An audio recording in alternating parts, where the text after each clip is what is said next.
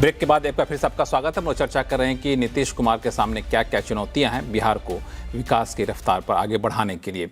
चर्चा की शुरुआत वापस से करूं मैं। इससे पहले हमने जैसा कहा था कि शो में हमने कहा था कुछ लोग अगर सोशल मीडिया के जरिए अपने कमेंट, अपने सुझाव देना चाहते हैं तो हमारे सामने लाइए। तो एक सुझाव जो था उसने मेरे दिल को बड़ा छू लिया, उसको दिखाई स्क्रीन पर।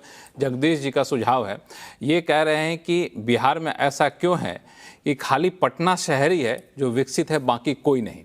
ये इसलिए मेरे दिल को छू लिया कि जब मैं यहाँ पे पढ़ाई करता था और जब मैं जाता था वापस बिहार कभी छुट्टियों में, तो कहते थे अच्छा गांव जा रहे हो अपने गांव, मतलब बिहार का मतलब ही लोग गांव मानते थे। और आज भी बिहार के बारे में कोई पूछता, कोई एक शहर का नाम बताइए, तो पटना के अलावा कोई शहर का नाम ही याद नहीं आता है। तो ये शहरीकरण कितना ज़रूरी है अरविंद झा साहब, क्योंकि आप कई ऐसे स्टार्टअप के साथ जुड़े, आप खुद ऐसे शहर में आप जाते रहते हैं जो पटना जैसा शहर तो नहीं है, शहरीकरण से दूर है।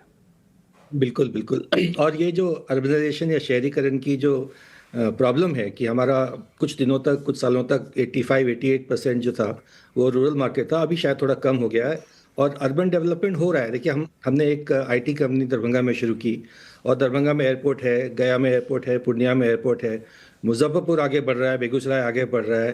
तो शहरीकरण हो रहा है, लेकिन अभी मानस पटल पे ना पटना ज़्यादा छाया हुआ है। सर्विस सेक्टर में मैं थोड़ा सा ध्यान देना चाहता था कि सर्विस सेक्टर में पिछले 2 दशकों में, 3 दशकों में सबसे ज़्यादा जॉब्स क्रिएट हुए इंडिया भर में। मतलब अगर हम आईटी ले लें, जो मेरा अपना क्षेत्र है, तो इस समय करीब 60 लाख सॉफ्टवेयर आईटी जॉब्स हैं। और ये एक रिसर्च जो बताती है कि एक आईटी जॉब करीब 3 दूसरे उनका जो सपोर्ट डाउनस्ट्रीम वाले जॉब्स है उसको क्रिएट करता है। मतलब 2 करोड़ जॉब्स वहाँ पे उसको इम्पैक्ट कर रहा है। और हमारे बिहार में बिल्कुल नदारद है। एक रिपोर्ट सबने देखा होगा कि हमारा टोटल सॉफ्टवेयर एक्सपोर्ट जो है वो मेरे ख्याल से 2 या 3 करोड़ का है, जो मुझे लगता है गलत है, क्योंकि वो एसटीपी का नंबर है, बहुत सारे छोटे लोग कर रहे हैं। आईटी में हम लोग बिल्कुल नदारद है और सेमीकंडक्टर जो नया आ रहा है उसमें हम बिल्कुल नदारद है। स्टेट का अपना जो डिजिटल का काम है, अपना जो सॉफ्टवेयर का काम है, वो भी हम बिहार में नहीं करवा रहे हैं। तो इसमें तो बहुत सिंपल सा पॉलिसी है कि अगर स्टेट ये डिसाइड कर ले कि हमारा सारा डेटा, हमारा डेटा सेंटर जो होगा सब बिहार में रहेगा, और हमारा जितने भी, चाहे वो पंचायत का सिस्टम हो, चाहे पुलिस का सिस्टम हो, चाहे गवर्नमेंट का सिस्टम हो, वो सारा का सारा तभी हम देंगे उसको कॉन्ट्रैक्ट। अगर आप यहाँ पे पटना में या दरभंगा में या गया में किसी बिहार के शहर में आप अपना सेंटर बनाएंगे, तभी हम आपको कॉन्ट्रैक्ट देंगे। तो इमीडिएटली जॉब्स आना शुरू हो जाएंगी। कोई रीजन नहीं है मुझे लगता है कि 5 साल में हम 1-2 लाख जॉब्स आईटी में और 10 लाख जॉब्स उसका अमृतलाल मीणा साहब, ये तो अरविंद झा साहब ने सुझाव दिया, कितना फिजिबल आपको लग रहा है? नहीं, बिल्कुल फिजिबल है। देखिए, सरकार अपने प्रोक्योरमेंट पॉलिसीज में आवश्यक प्रोविजन कर सकती है, मेक इन बिहार के प्रोविजंस कर सकती है, फिजिबल है। लेकिन बिल्कुल सही बात है कि राज्य में शहरीकरण पर बहुत विशेष ध्यान देने की जरूरत है। लेकिन आपको ये मैं बताना चाहूँ कि पिछले कुछ समय में 10 सैटेलाइट शहर, जो सारे अपने डिविजनल हेडक्वार्टर है, उनके पास में सैटेलाइट शहर बनाने की योजना बनाई गई है। और एक सोनपुर में, पटना के north of Ganges, plus major policies जैसे टाउन प्लानिंग पॉलिसी बहुत दिनों से चर्चा में थी, अभी गवर्नमेंट ने अप्रूव की है। तो बड़े पैमाने पर प्राइवेट बिल्डर्स लैंड पूल करके और प्लान्ड अर्बन डेवलपमेंट में सहयोग दे सकेंगे, ऐसी पॉलिसी बनाई है। और बिल्डिंग बाईलॉज में मेजर रिफॉर्म्स किया गया है। तो मिला जुला करके अब एनवायरनमेंट हो गया है। आई थिंक अब जब ये पॉलिसीज इंप्लीमेंट होगी तो हमारे यहाँ नए नए अच्छे शहरों का विकास होगा, ऐसा मैं मानता हूँ।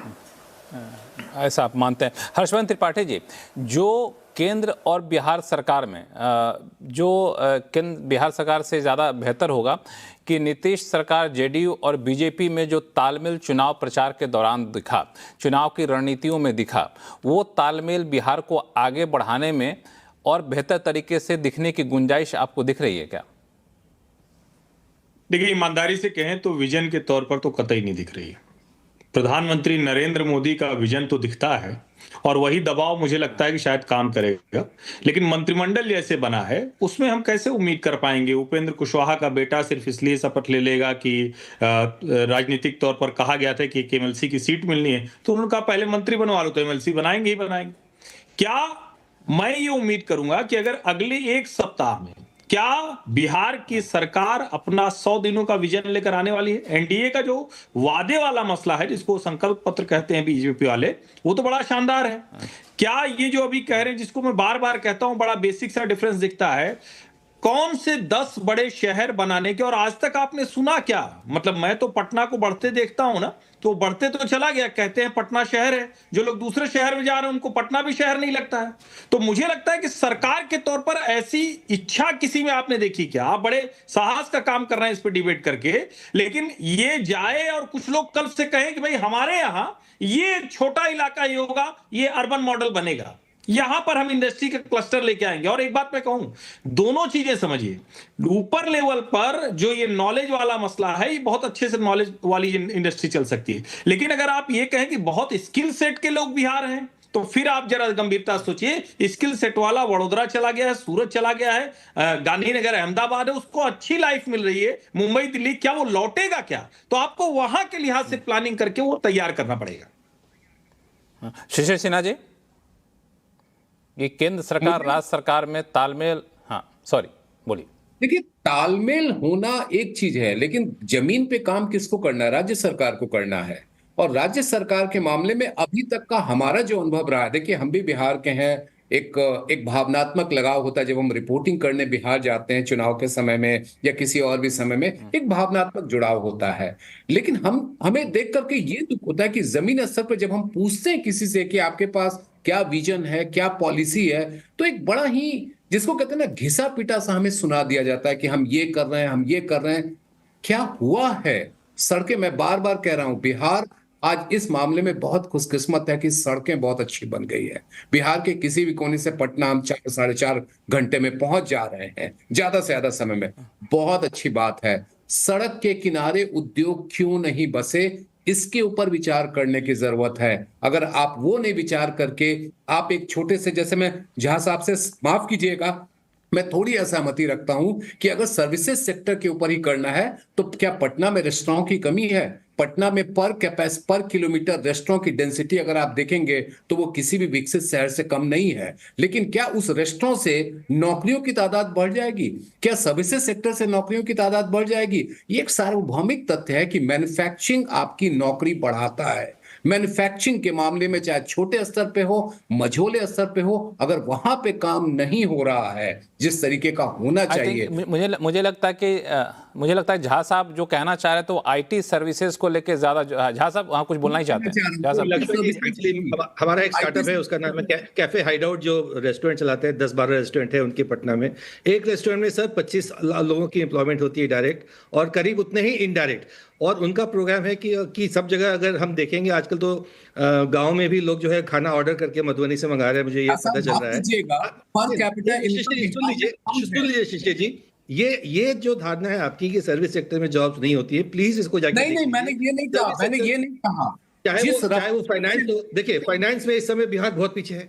फाइनेंस में बहुत सारे जॉब्स की सुविधा है। हेल्थ केयर में बहुत पीछे हम लोग, बहुत सारी सर्विस सेक्टर जॉब्स क्रिएट होने वाली हैं। एजुकेशन में हमारा सारा का सारा प्राइवेटाइज हो जा रहा है, बहुत सारी जॉब्स है उसमें। रिटेल मार्केटिंग बढ़ता जा रहा है। लॉजिस्टिक्स इतना बड़ा होता जा रहा है क्योंकि रोड नेटवर्क बड़ा होता जा रहा है। अगर हम टोटल एक ओवरऑल ले, और मैंने एक चैप्टर लिखा है, किताब है, आकू श्रीवास्तव जी जो केसरी में, पंजाब केसरी में है, उन्होंने एक किताब में मेरे एक चैप्टर लिखा था कि how to create 30 lakh jobs in Bihar. तो एक मेरा पूरा चैप्टर है इसके ऊपर, जहाँ पे हमने सारा कुछ कवर किया है। और हमारे असेसमेंट में सिन्हा जी कुछ जवाब देना चाहते थे।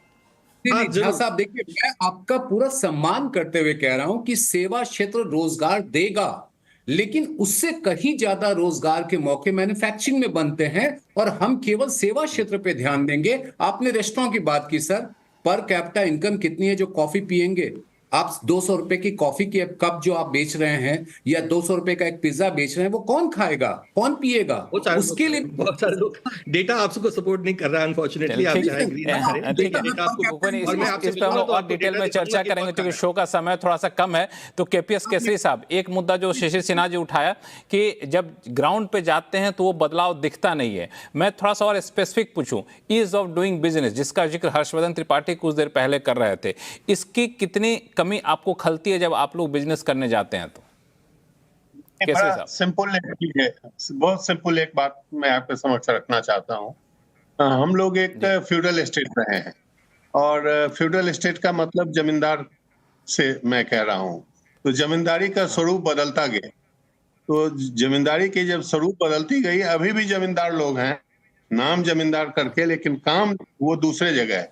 मतलब ये है कि गवर्नमेंट में जो लोग हैं, एग्जीक्यूशन पर जो लोग हैं, जिनको आप ब्यूरोक्रेसी कह सकते हैं, उनके सोच में बदलाव की आवश्यकता है। अभी मोस्ट ऑफ द केसेज में रेगुलेशन उनके समक्ष आ जाता है कि रेगुलेशन करना है।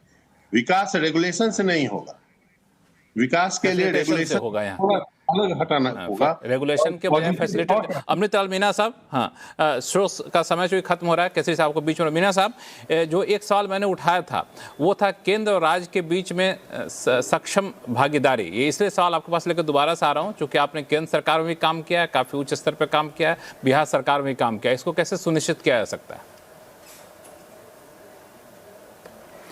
केंद्र और राज्य सरकार के विभागों के बीच में बहुत समन्वित तरीके से काम होता रहा है और सिस्टम्स बने हुए हैं। देखिए, भारत सरकार ने पिछले 10 वर्षों में बिहार राज्य के आधारभूत ढांचे के विकास के लिए बहुत बड़े पैमाने पर प्रोजेक्ट्स मंजूर किए हैं, जिसमें करीब 4,80,000 करोड़ रुपए की राशि खर्च होनी है, जिसमें करीब 1.25 लाख करोड़ की राशि खर्च हो गई है और रेस्ट का अगले 2, 3, 4 वर्षों के अंदर खर्च होना है। राज्य सरकार की जिम्मेदारी जमीन की उपलब्धता और प्रशासनिक सहयोग देना होता है, केंद्र सरकार की विभिन्न एजेंसियां इंप्लीमेंट करती हैं। तो एक बहुत ही अच्छी कोऑर्डिनेशन की व्यवस्था बनी हुई है और केंद्र सरकार की पॉलिसियों को राज्य में कार्यान्वित करने के लिए एक इंस्टीट्यूशनल अरेंजमेंट बना है, प्रोजेक्ट मॉनिटरिंग ग्रुप की व्यवस्था है, इंटर एजेंसी कोऑर्डिनेशन की व्यवस्था है।